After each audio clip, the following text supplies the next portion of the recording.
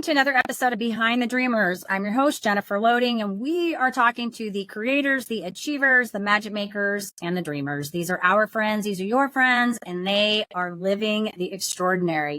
Well, my guest today is one of America's leading behavioral management specialists, and he's the author of the award-winning book, Brain Glue: How Selling Becomes Much Easier by Making Your Ideas Sticky. So I'm excited to chat with him. We're going to bring him on in just a few minutes. But before we do that, we need to do a quick shout out to our sponsor. This episode is brought to you by Walt Mills Productions. Need to add excitement to your YouTube videos or some expert hands for editing? Look no further. Walt Mills is the solution you've been searching for. Walt is not only your go-to guy for spicing up content, he's the force behind a thriving film production company with numerous titles in the pipeline. Always on the lookout for raw talent, Walt is eager to collaborate on film and internet productions. With a background deeply rooted in entertainment and promotion, Walt Mills leverages years of skills to give you the spotlight you deserve. Want to learn more about Walt and his work? Head on over to waltmillsproductions.net and let your content shine. All right. And so now that we've done that, we can get our guest on. So for 13 years, James Bond has ran one of Southern California's leading behavioral management firms, working with who's who of American business. Early in his career, he ran an advertising agency in Montreal. He is a workshop leader, a past workshop chairman for the resource partner of the U.S. Small Business Administration, and has been a featured guest speaker at 3 Southern California universities. So we are excited to get him on Behind the Dreamers. So welcome to the show, James. Super thrilled to have you here today. Oh, hi, Jennifer. Thanks for having me. It's going to be so much fun. I know that I've been waiting for this conversation to chat with you. And I know we got to talk a little bit offline before, which was kind of fun. So I got to learn a little bit about you. So I think our audience is going to love hearing what you have to say today. So this is just going to be fun. Hey, I would say, but it's 007. Yes. My parents had a sense of humor. What can I say? But Right, exactly. Yes, I know. I was laughing about that. So fun. You know, when I was growing up, and I don't know how many people know this. I mean, people I was growing up with, but it was funny because my grandmother was full-blooded German. So we had a lot of German in our house. But here's the funny thing. My last name was Crocker, like Betty.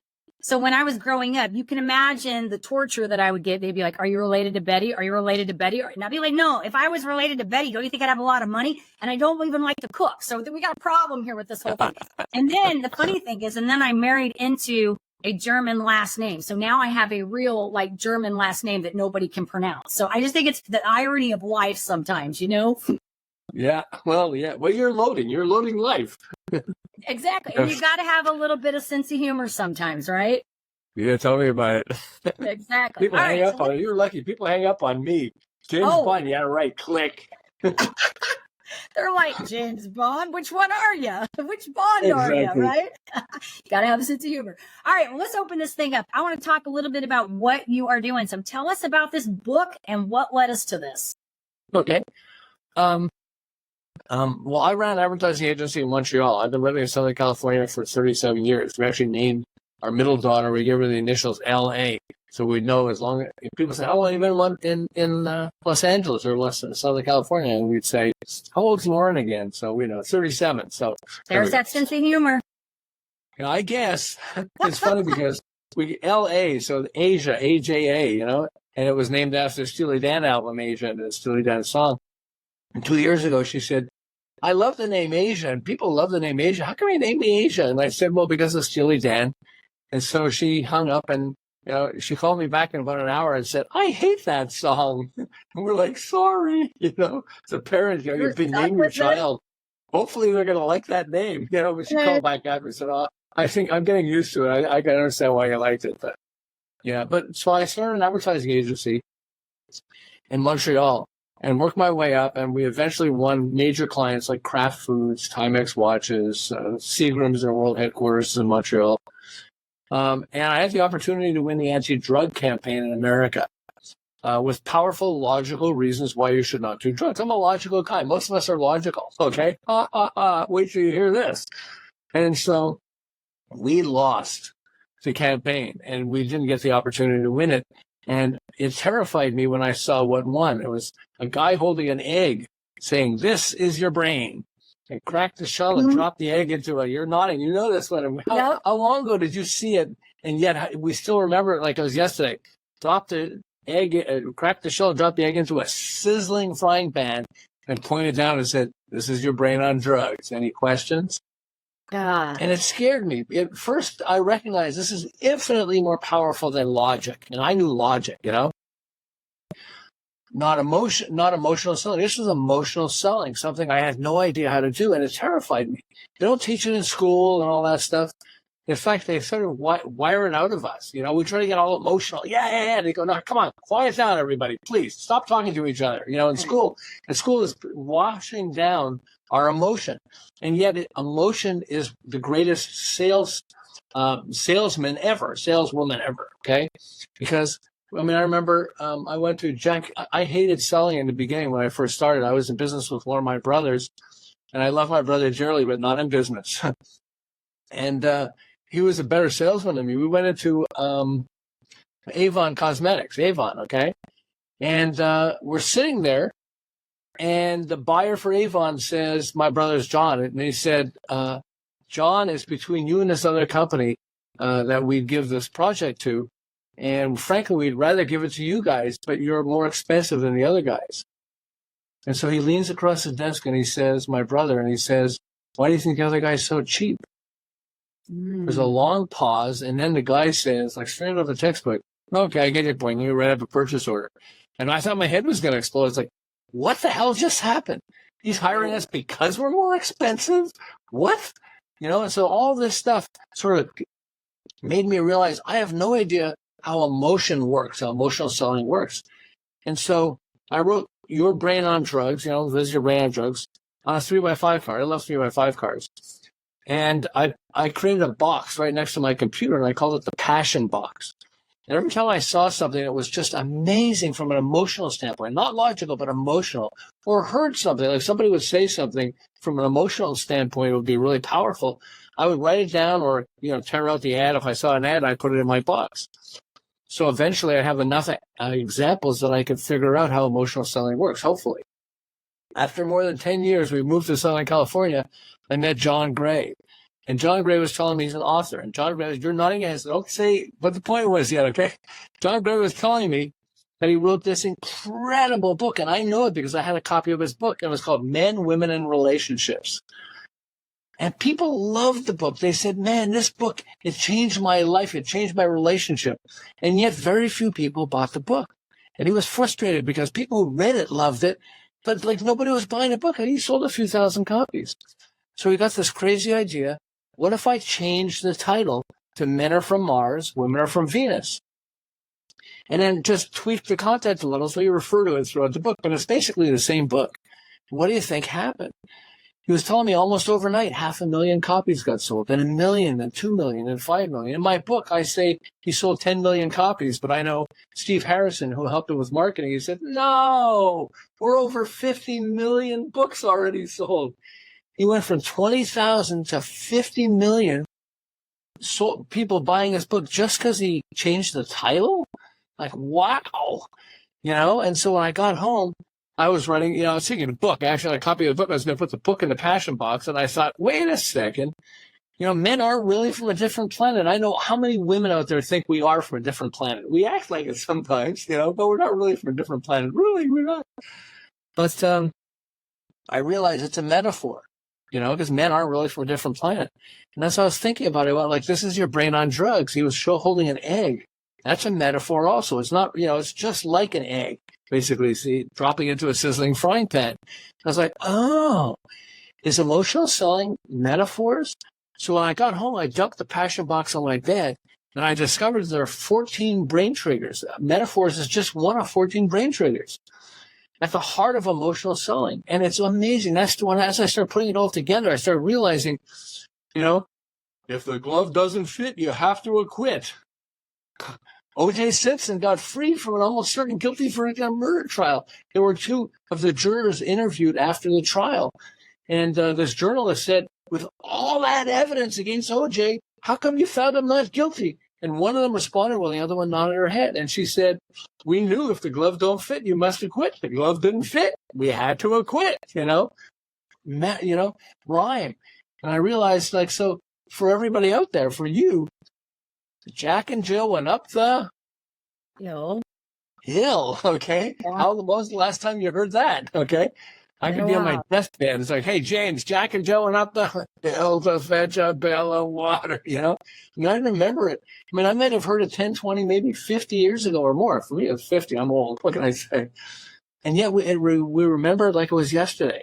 When I started putting together all this, and then I started teaching this, because I teach in the small business administration. So sometimes I'll have, 300, 400, 500 people at a time doing this, and then applying this as I started applying it. Suddenly people's income exploded because they would change the name of their product, and suddenly, whoa, it's amazing. It works with jokes. In fact, humor is one of the brain glue tools, just by the way. It's like, if you I had these three women, they're kind of religious, and I was trying to talk them into something. And I figured, well, they're kind of religious. Why don't I use a religious joke? So I said, a little girl comes up to her mommy and says, Mommy, Daddy says we came from apes, but you say we came from Adam and Eve. Honey, Daddy's talking about his family. I'm talking about my family. Okay. And once they started laughing, they become much more open-minded to what I was saying, what I was talking about.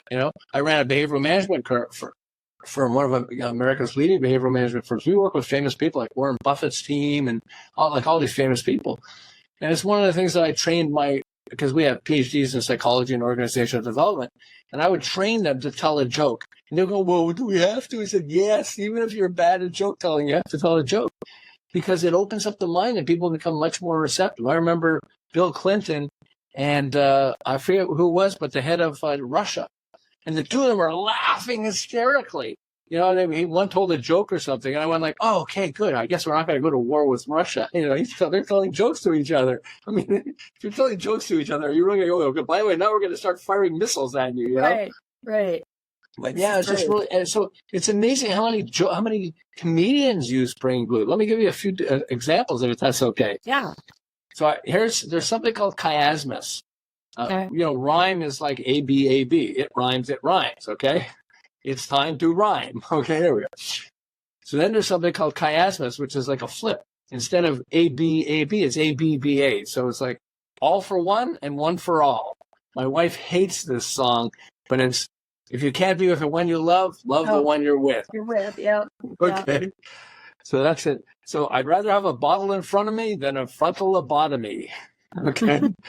So for all you drinkers out there, this is me. Old people like me can relate to this one. I'd rather wake up and pee than pee and wake up. Okay. So I can relate to. Don't sweat the petty things or pet the sweaty things. Oh my gosh. Mae West had great humor. Oh, and she said, good girls go to heaven, bad girls go everywhere. Mae West was awesome. She was in the early days of the movie business. I don't know why. Yeah. And I don't think there was done a movie on Mae West, and she was awesome. She discovered famous actors, Yeah. She said it's better to be looked over than overlooked. As a woman, women like a man with a past, but they prefer a man with a present. Show up with a present, buddy. And it's one of my favorites. I hope that this doesn't cross a line with your audience.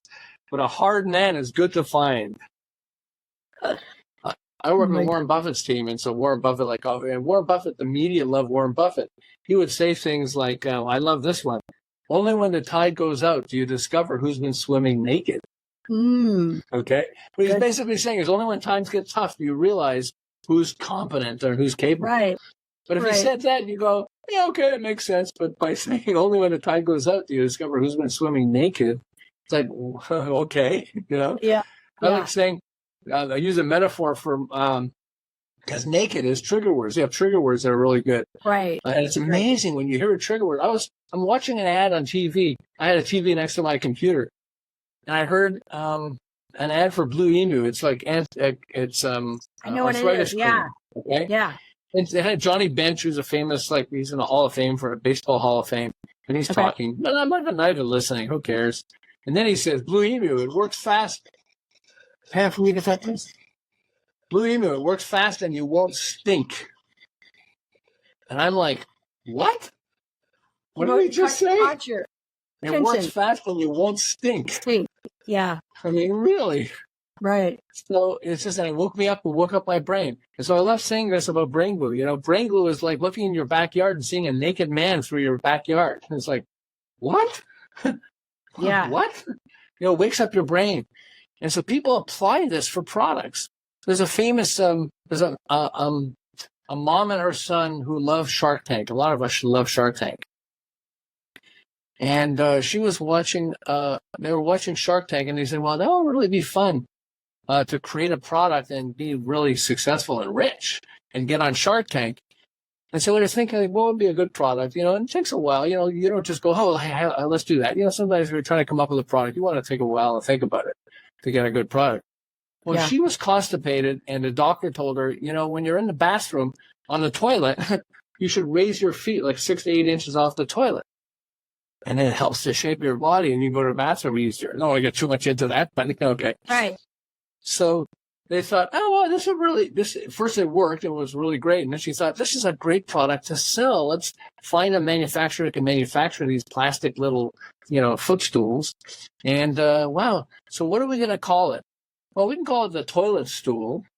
But I don't know. That doesn't sound really good. A toilet stool? Right. You think people are going to buy the toilet stool? So what are some other words for toilet stool, for toilet? Potty. Okay, and I'm kind of squatting. Squatty Potty, right? Squatty Potty. Squatty Potty went from 0 to over $100 million of sales. Right. They couldn't believe it. On Shark Tank, they were lining up to invest in it. I mean, they had fun because they also had fun selling their product because they were saying like, hey, want a Squatty Potty? Squatty Potty? You're almost laughing when you hear it, What's a Squatty Potty? Well, when you're in the bathroom on the toilet, you put your feet up on the thing. And so it's like it turned them into multimillionaires while they were having fun. So this guy, Paul Tran, I don't know, getting into all this private area stuff, but I thought this was fun. So Paul Tran invented an electric razor for mass private areas, okay? Mm-hmm. I don't want to get too much into this, but there we go. Okay? And so what do you call your product? You want to call it something that people remember. Yeah. And so he's thinking of metaphors. It's just like, okay, as metaphors. Okay. That's a good way to start it. And I always say, have as much fun as you can. Come up with the craziest idea. Like Rango is like a naked man running through your backyard. Okay, what? You can't get your eyes off it. So Paul Tran has an electric razor for men's private areas. So he's thinking like, what's it like? It's kind of like a lawnmower. Why don't I call the product the Lawnmower? Okay. In fact, he changed the name of his company. You're laughing, everybody. I'm just like, what? The Lawnmower?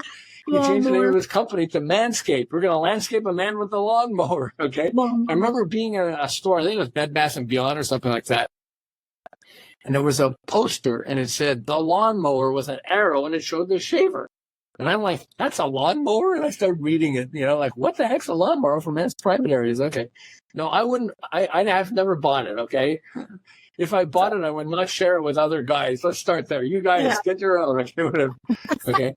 But if I could see myself calling a friend and saying, hey, guess what I just bought? What? I bought the lawnmower. A lawnmower? What do you have to mow your lawn? He said, no, it's for men's private areas. I could hear him laughing. Hey, Mary, to his girlfriend or his wife. You got to hear this. James just bought the lawnmower. Oh, he has to mow his lawn? Oh, And it grew. He sold hundreds of millions of dollars of the lawnmower. Lawnmower. I mean, I got a lawnmower. But it just like it, people started laughing and going like, oh, and they remember it. Right. And they buy it actually too. It's amazing when you start to understand this. I mean, I love this thing. Okay. Entrepreneurs, are you ready to level up your leadership skills? Tune in now for an exclusive offer designed just for you. This is my time. Did you know 63% of consumers prefer businesses aligned with their values? Recognizing your core values isn't just vital for business growth, it's the bedrock of effective leadership. Whether you're a seasoned entrepreneur or an aspiring creator, identifying your core values is a key step in constructing the framework of a successful leader, enabling you to lead authentically, expand your business, and live life on your terms. I never settled on play, putting the kettle to flame. I go 100 all day, foot on the pedal, no brakes. 10, 9, paid on my dues, waited in line, 8, 7. Are you ready to access tools to kickstart your leadership journey? Unlock a treasure trove of insights and get your free resources at www.linktree/JenniferLoading. Take that crucial first step toward realizing your leadership aspirations and elevate your leadership game today. Ready to shine. You've heard of billionaire Richard Branson, right? Mm-hmm. Yeah. So what do Richard Branson, Madonna and olive oil have in common? You told me this, but I don't even remember it. Virgin. Ah. Like a Awesome. So virgin olive oil. Yep. Okay, it sounds like Yep. crazy. Like a virgin, touched for the very first time. Oh, I'm a terrible singer, so sorry about that, everybody. But We get the idea, James. We get and it. Virgin Airlines. He actually started with Virgin Records. He dropped out of high school. He had almost no money. Okay, Richard Branson. So he borrowed some money from his dad, and he started a magazine for people in the music industry. Okay, and then he eventually started a record company, and he called it Virgin Records. And he ended up getting people like the Rolling Stones to become his clients, And so people found it really cool being, part of Virgin Records. That's really cool. Yeah. He realized it's so powerful. He started getting all these Virgin companies. He's got Virgin hotels. I've never seen them, but apparently they're really successful. They're nice. There is one here in Dallas. They are nice hotels. hotels. There you go. Exactly. Virgin hotels. Yep. I've been there. But it wakes up the brain, and then you notice it. Because that's the biggest problem. Is we're so bombarded. We're so overwhelmed with knowledge and information. We're looking at our cell phones all the time and whatever. That it takes a lot to wake up the brain. So people go like, "Whoa, what's that?" But that's what brain glue does. Is it's if you're trying to convince somebody. So I'm trying to convince these people. I have this friend who's got a closed mind. He's very closed-minded, and so if I said to him, you got to be open-minded. He'd just get pissed off at me, Right. So I was using a brain glue tool, and one of the brain glue tools is metaphors, and it's just like. And so open mind, okay? So the word open. So what else works best when it's open?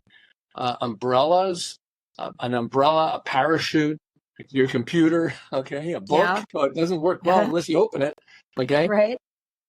And so let's pick a parachute. That's what I did. I pick a parachute, and I said to my friend, hey, Joseph, your brain is like a parachute. It works best when it's open. That's good.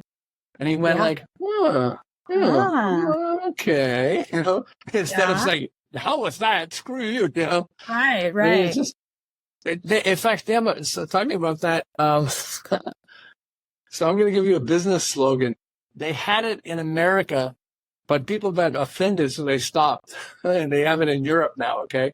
So can you imagine a business that has the slogan, screw yourself? This is a business slogan. It's a real business slogan, okay? Yeah. What do you think it is? Screw yourself. I have no idea. IKEA. Oh. If you ever bought something from IKEA, it comes with screws, and you got to screw the thing. We have furniture, yes. Thank you. And so their early slogan was "Screw yourself." Yeah. But the people got offended. Yeah. Well, and I could see because every time you buy IKEA furniture, you're in for work because you got lots of screws to deal with. Yeah, exactly. So that's great. So I'm from Montreal. I'm from Canada originally, and when I was a kid, they had there's a city in Canada called Regina, Saskatchewan. Okay. And as a kid, we would laugh like crazy because what does it sound like? Regina. Gee, it sounds like vagina. Yeah. Okay. Yeah. So the advertiser, there's a company that was doing advertising for the city of Regina, and they came up with a slogan that was so hilarious that Madonna and Mick Jagger of the Rolling Stones shared it with their audiences when they were doing concerts, okay? They came up with T-shirts and with cups that had this slogan on it, okay? And after about 2 years, and they literally tripled their tourism of people coming there because of this slogan. And after about 2 years, they apologized and said, we didn't think it was going to offend people. We're really sorry. Ha, ha, ha. Because they tripled their tourism. You know what it was? Regina, it rhymes with fun. That's great. Okay. Yeah. And people would go, Regina, it rhymes with fun. What the heck's that? They go to regina.com and they go, oh, wow. And they learn about the city and all that stuff. Yeah. I'm not sure I would do that. You have to have lots of guts, I guess, to come up with that. But it was funny. I mean, it was so funny that people would have T-shirts of it and could walk around with T-shirts. Hey, guess what? Regina. I mean, but it's so powerful. So here's a song. Sorry, I meant the songs here, but so Like Smells Like Teen Spirit is, Right. Kurt Cobain is like one of their favorite songs. Well, ooh, what does Teen Spirit smell like? Okay. But he gets your attention with that, even though it's a fabulous song. But so I was standing on the corner of Winslow, Arizona, such a fine sight to see. It's a girl, my lord, in a flatbed Ford, slowing down to take a look at me. Okay. Yeah. So that's one of the songs that helped the Eagles become really famous.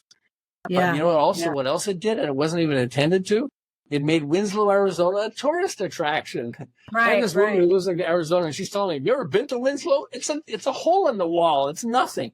But they put up a statue of a lamppost with a guy leaning against it with a guitar in his hand, and on the top of it, it says "Standing on the Corner," and right behind it in huge letters, it says Winslow, Arizona. And people are driving along, Route 66, and they go, "Winslow, Arizona. Oh, Winslow, Arizona. We got to check it out." And they take photographs of themselves. It's like it's like a tiny town, okay? It's like one street, but people would take photographs of themselves, and it really boosted the tourism. It wasn't meant to, but it's because it's in a song that suddenly people go like, wow, it's so much fun. So how would you like to come up with an idea that's really amazing and someone you hate steals it from you and gets rich and you get poor? Right. Would that be fun? Would that be fun? Yeah. Not.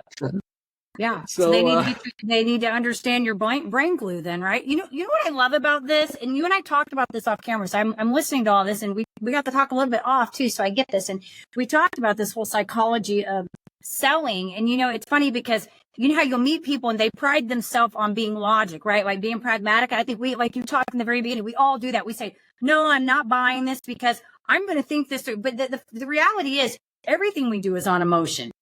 Even if we subscribe to this idea that we're being pragmatic, we're being on the fear train. That's still an emotion that we're not buying. It's a fear, right?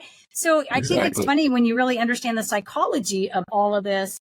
And I know this, only because I studied some of this too. So I get I totally, what you're saying resonates with me. I'm interested in, I want to see all your 14 different things because I've heard these in different various ways, like, the alliteration and the metaphors. I've heard all these different things, and you're right, because you pick up on these things. And so I think when you start really understanding the psychology, it makes this a little bit easier to navigate. So I love what you've got in this book and these tools that you put there. I really want to see all of them. I want to know because I know some of them. I'd like to see all of them that you've got in there. So there are three things that are really important to note about brain glue. Okay. If you want to get rich, if you have a product or you're trying to sell something online or otherwise, you have to know brain glue. Jack Canfield wrote Chicken Soup for the Soul. He sold 500 million books. Okay, the guy's rich. He doesn't need me telling him anything.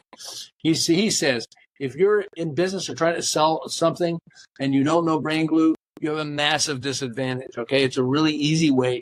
So the first one is products. If you want to get rich, I like to say, switch your pitch if you want to get rich. Okay, or brain glue shows you how to light the fire of design your mind. Anyway, that's the first one. Is you want to make a lot of money, you got to learn brain glue, okay?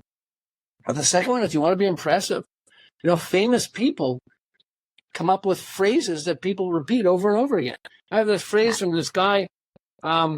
He was ages ago. Malcolm X. He said, "We didn't land on Plymouth Rock; the rock landed on us." When you stand for nothing, you fall for anything. People loved him, but a large part of why they loved him, like Warren Buffett, is because he says things that people want to remember and they share with somebody else.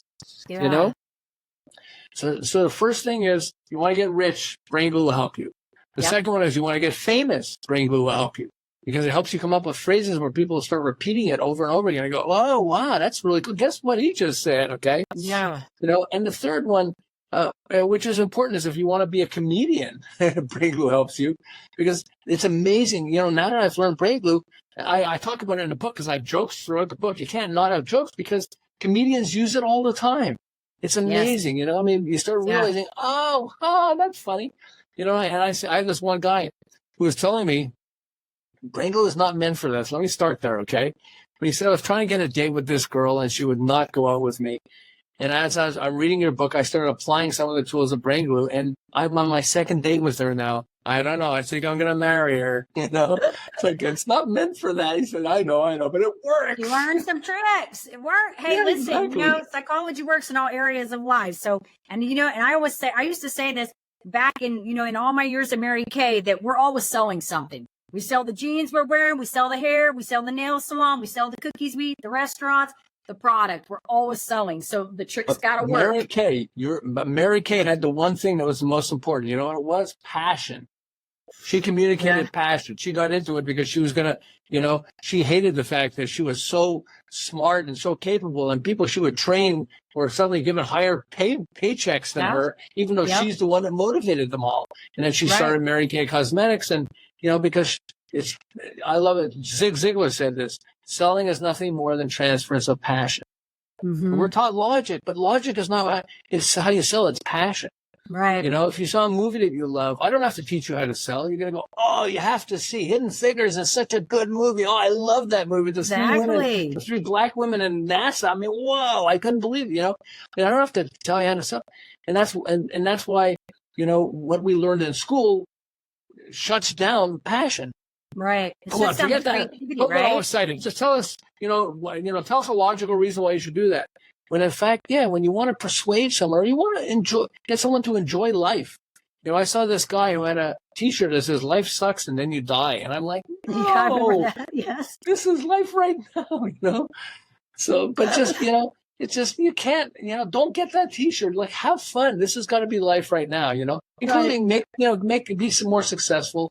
In your job, or if you're starting a business, or in your business, whatever. And have fun doing it. I mean, life is short. And it's like, if you're passionate, it's easy to get other people to want to be passionate too. They say suicide rate is up in America, okay? Since COVID and all that stuff, for younger kids. That's really sad. And I think we just need to teach them how to tell jokes. Yeah. We need, don't just listen to jokes, listen to humor. That'll really help you. But we'll train you how to tell jokes. It's just like when you start laughing. I was doing a turnaround of this company that makes martial arts equipment. And they were in trouble. So a turnaround is like, I would come in and I would help them to fix the company so it doesn't go bankrupt. And so the owner of the company was really stressed, and you could see it on his face. And the employees, even though they didn't know what the problem was, they knew that something's going on, and they're afraid they're going to lose their jobs. And so I always start with a joke, and I start with this joke, and they tortured me with this joke over a year. The company took off like crazy. But the joke was, so I said, hi. They said, here's James Body's going to help us to try to, make the company grow. So I said, okay, well, let me start with this procedure, everybody. Okay. Not really procedure, it's a joke. They weren't prepared. I said, so the maintenance man is hiding in the maintenance closet. And every time people approach the closet, he'd open the door and scream, supplies. Okay. Instead of surprise. Yeah. So. Yes. I think humor's all good. Through the year, people would be, every time they saw me, they go, hey, supply. I'm looking in the window and I see this woman, and she's really stressed. You can see stress on her face. She was on the phone with somebody. I don't know if we didn't have product or didn't work, or I don't know what it was. Or maybe she had a personal issue, but you could see stress in her face. So I knocked on the window and I opened the door, and she looked up at me and smiled and went, supplies. They tortured me all the time, but it changed her face. It changed, and you can see it change her. People become more creative when they're happy, when they're, it triggers something called oxytocin in the brain. And it's when you make people laugh, they suddenly become much more receptive to what you're doing. You become more creative. It opens up different parts of the brain and our capabilities. And so, it's just, I mean, you gotta have fun. So everybody's got to get this book. If you're in business and you're trying to market yourself, you need to get this book so you can differentiate yourself, right? I think that's the big thing we talk about. I've had so many, it's as you're talking about like the telling the jokes. I had a comedian, I have another one coming on, but I had one come on my other show, and that's what she talks a lot about. That's her specialty. She's been on like on HBO and on some other comedy type thing, stand-up, comedian, but she does a lot of training with women, and I think she works with men, but mostly women, on helping them how to communicate and use comedy as a way to bring in, like when they're trying to sell and differentiate themselves. So we talked a lot about that. And I think that's so great, because you're right. It really does. We come from a different place when we're taking down the wall, like when we break that wall down. And how do we do that? We got to get people to engage and open up their mind. And sometimes you have to use that to break through that. So I think that's great. But I think what you're telling me and what I'm hearing from this book is there's a lot of different tools in here that somebody could pick up for, if they're in a place where they're trying to market themselves a product, set themselves apart, there's going to be more than one tool in this book that they'll be able to utilize and say, okay, what can I use to help me be different and set myself apart from everybody else? And so many great examples in this. The egg one, like I all of us remember the egg. This is your brain on drugs. We all remember that one. I knew immediately when you talked about the egg, I'm like, I know what he's talking about. So all great examples. And this has been great. Thank you for sharing all this. I think there's a lot of good stuff there. So James, if somebody wants to get this book, they want to find out more about this. I think after this is over and they hear all these examples, I think people are going to be like, hey, I need to run and go find this. Where do we want to send them to come get it? Well, if you go to Amazon and get it. You got to look at Brain Glue, or you can, easier, just do braingluebook.com on your computer, and it'll take you right to the page on Amazon. Then you could read samples in the book. I've got an audio book with this other guy. He's a comedian. He's hilarious. I had to have a comedian doing it, okay? So he does, you can tell he's a comedian when you listen to him, People love that. But yeah, go to braingluebook.com, and that'll take you to Amazon, and you can start looking at the samples and everything else. I think people are people are loving it. Yeah, I'm sure it's a fun read. I'm sure I can tell by your personality, you're fun, and I have a feeling the book is probably a fun book, and I'm excited. I want to check it out. Just a lot of these, some of the examples you used today, I've heard of, and you're right, because you'll see these things, and and it's like something you hear, something they'll say, like it's a repeated thing, it'll stick, and and it's one of the things I know, like when I'm working with my clients, a lot of times I'm always telling them, like, what are you using to differentiate yourself from every other person out there that's doing the same thing you're doing, right? Like it was in the beginning, like when we started doing podcasts, when I first started, my first show, it was Starter Girls. I still have that show, by the way. It's unique. Nobody has it. And the logo is unique. And so it's funny because even when I put that show down and like didn't record for a year, it was still getting downloads. People are still tracking that show, and because it's a unique show, it has a unique title, unique logo. It's different, But it's also because of your personality. You're passionate. You're passionate, and I think it rubs off on all your fans. It certainly rubs off on me. I was almost late for it today because I was sitting and listening to one of your other ones. You're telling stuff, and I was like, oh no, this. Wait, clock. Oh. Yeah, when I get pretty passionate about things, I do. I get like on something. I'm like, this is a good topic. We got to talk about it. But I love what you're doing, and I think this is an important topic. And it doesn't really matter what you're doing, because like we talked about, sales is important. Everything we do in life is selling. We're selling a spouse. We're selling a job we're trying to get. We're selling a position. We're always selling something. And so these tools are important. And no matter how many times you want to put pragmatism into all of this stuff, I guess there's times to be pragmatic. But when you're selling to people, you're probably not going to win if you're trying to be pragmatic. It's not going to work. So, And even as much as I always say, as much selling as I do, I always can see through people. I always feel like I can sort of see through people when they're being really cheesy salesmen. But I will tell you, it is hard not to like somebody. And I'm going to tell you this story. And I don't know if I've told this in an episode before, but I had a guy. He's still in my Facebook. He's a friend. I had 3 guys. This was a few years back, come to bid us a quote to paint our house.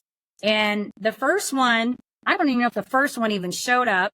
The second one showed up and told me he would email me a quote, never did. The third one walked in my door and said, what do I need to do to get your business?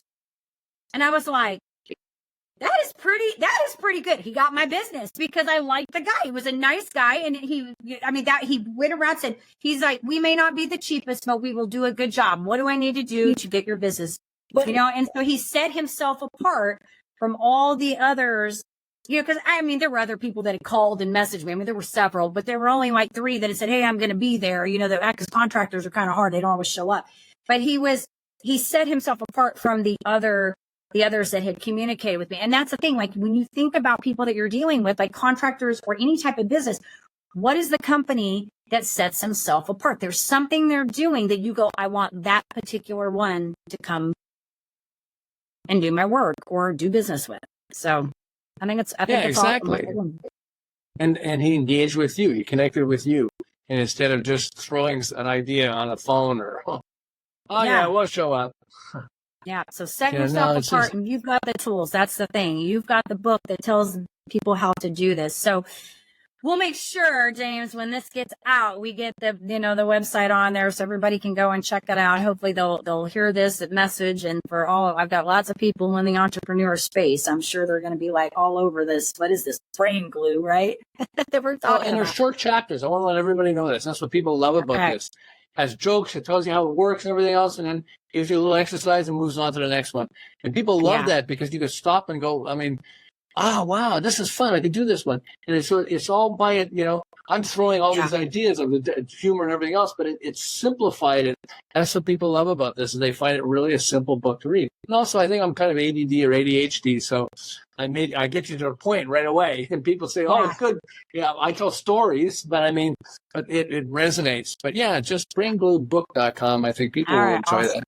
Very cool. Well, good. Well, this has been so much fun. Thank you for all the stories. It's been great. All the examples. There were so many in here. I mean, like so many different things. And I'm sure, like I said, people that hear this are going to go, yeah, I remember that. Or, yeah, that makes sense. And who knows? It may spawn something for them that they go, hey, I just got a really good idea. I think a lot of these creative things, it's funny. I get a lot of ADHD people in my world. Like, I feel like I coach a lot of them. I'm probably myself because we're all creative people, but it's so great. And the one thing I will say about a lot of these things that you do, the ideas flow when you're not trying to make them flow, right? It's when you're kind of just allowing it to happen. That's when these things sort of come up. And you'll have a good idea because you're like, that's a good idea. Right? Like you'll know. And that's what I've learned about this stuff is that, when you sit down and try to make it all work out, it's like take an idea, put it down, rest on it a little bit more. As things come together, you'll start piecing the idea together in time. Give yourself some time to piece that together. Don't feel like you got to have that all at one moment. So, but we do want to get this out. And like I said, we'll make sure that the website gets on there so everybody knows where to find this book so they can get some tools and techniques to help them come up with these ideas. So thank you, James. It's been fun. Thank you, Jennifer. You are just lots of fun.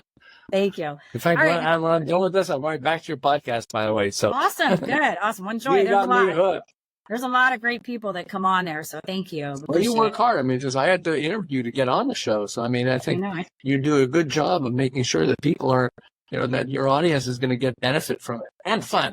Yeah. It's got to be benefit. Exactly. Well, thank you. And of course, I do want to say to the audience, if you do enjoy the show, head on over to Apple, give us a review over there, hit that subscribe button on the YouTube so we can keep sharing all these awesome stories and bringing great content to you. And as I always say, in order to live the extraordinary, you must start, and every start begins with a decision. You guys take care, be safe, be kind to one another. We will see you next time.